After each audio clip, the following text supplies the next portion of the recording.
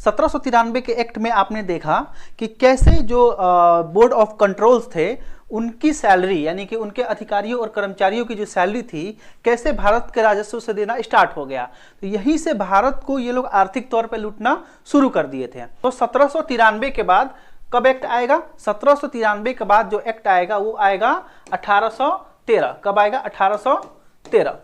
ये कौन सा एक्ट था? ये सब चार्टर एक्ट थे। ये चार्टर एक्ट कितने सालों में आते थे? 20 साल में आते थे। 1793 के बाद कब आएगा? 1813 में। देखिए 1813 के चार्टर एक्ट में 3 चीजें इंपॉर्टेंट थी। पहला था ईस्ट इंडिया कंपनी का व्यापारिक एकाधिकार समाप्त कर दिया गया। देखिए क्या हुआ था कि जो पहले ईस्ट इंडिया कंपनी को भारत में आकर के व्यापार करने के लिए जो लाइसेंस मिला था वो इस तरह का लाइसेंस था कि सिर्फ वही कंपनी आकर के ब्रिटेन से सिर्फ वही कंपनी आकर यहाँ पे व्यापार कर सकती थी। दूसरा कोई कंपनी ब्रिटेन से आकर के भारत में व्यापार नहीं कर सकती थी। इस तरह का लाइसेंस मिला हुआ था। अब ईस्ट इंडिया कंपनी के इस लाइसेंस को कैंसिल कर दिया गया, यानी कि इसमें यह किया गया कि अब जो है कोई भी कंपनी यानी कि ब्रिटेन की कोई भी कंपनी भारत में आ सकती है और अपना व्यापार कर सकती है। इस प्रकार से ईस्ट इंडिया कंपनी का जो व्यापारिक एकाधिकार था, इसी को एकाधिकार कहते हैं, जो व्यापारिक एकाधिकार था वो क्या हो गया? समाप्त हो गया। देखिए ईस्ट इंडिया कंपनी का एकाधिकार तो खत्म कर दिया गया, लेकिन इसमें एक चीज रखा गया। क्या?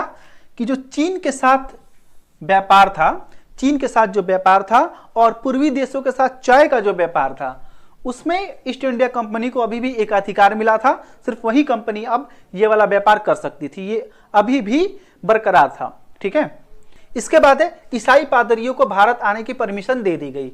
इससे पहले ईसाई पादरियों को भारत में आकर के धर्म का प्रचार प्रसार करना ये सब नहीं परमिशन था, इस सब चीजों का।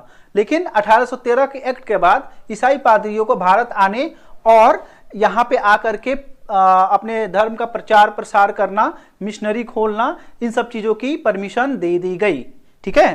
तो 1813 के एक्ट में क्या किया गया? ईसाई पादरियों को भारत आकर के अपने धर्म का प्रचार प्रसार करने का अनुमति दे दिया गया, यानी कि वो परमिशन लेकर के आ सकते थे और अपना प्रचार प्रसार कर सकते थे। ठीक है। और तीसरा क्या किया गया?